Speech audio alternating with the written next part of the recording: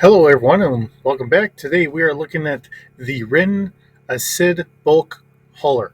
This is a dependable 350 meter bulk cargo transport that was used for over 7 centuries. It was named for the legendary merchant Assid and was a sturdy design consisting of little more than a 100,000 metric ton cargo hold attached to a slow sublight engines, a Class 5 hyperdrive with a nav computer that was only limited to 4 jumps and compartments for crew of 15 and 10 passengers. It was mainly used in the corporate sector.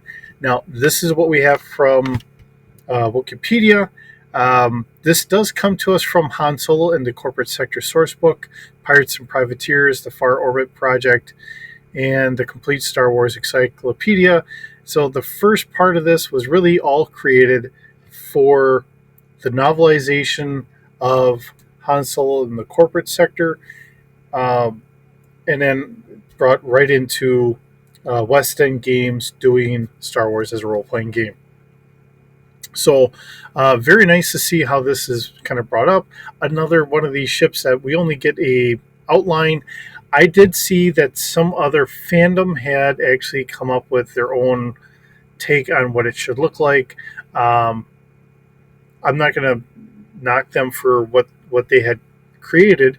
It looked like a very interesting ship, and like I said, I'm not going to you know kind of poo on them or anything else. It's not worth it.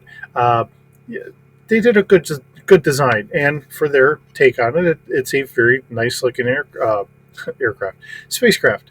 Um, but I'm just taking it directly from the pictures that we have from the original books.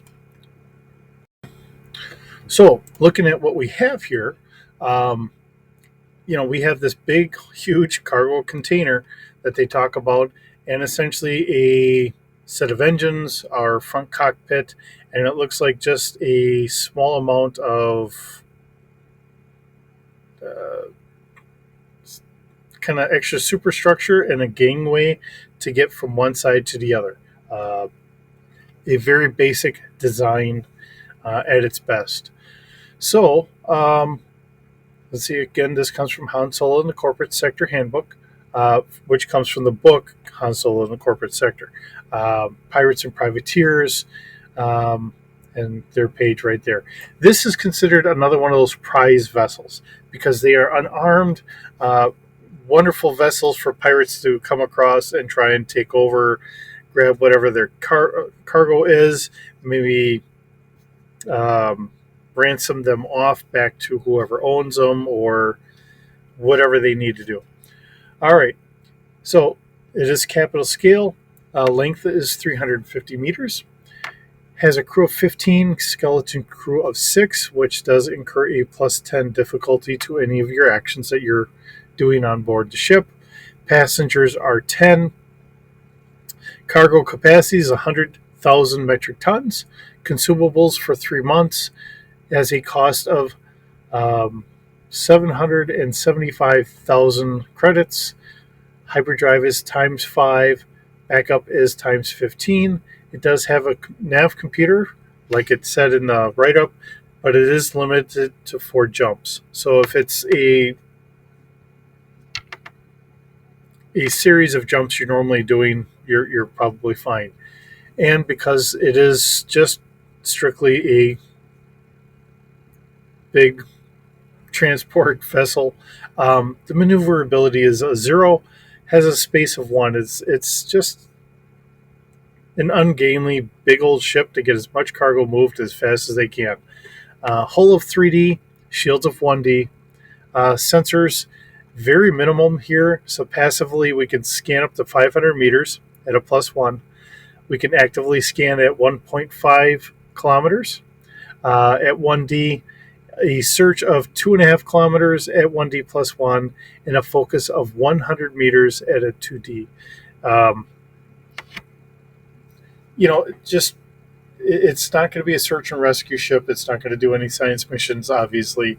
It's just trying to say, hey, yep, we're at whatever point we need to be for whatever star base, space station, whatever you want to call it, or planet XYZ is here, and then we can go through a series of nav points to get down to the planet that we need to get to.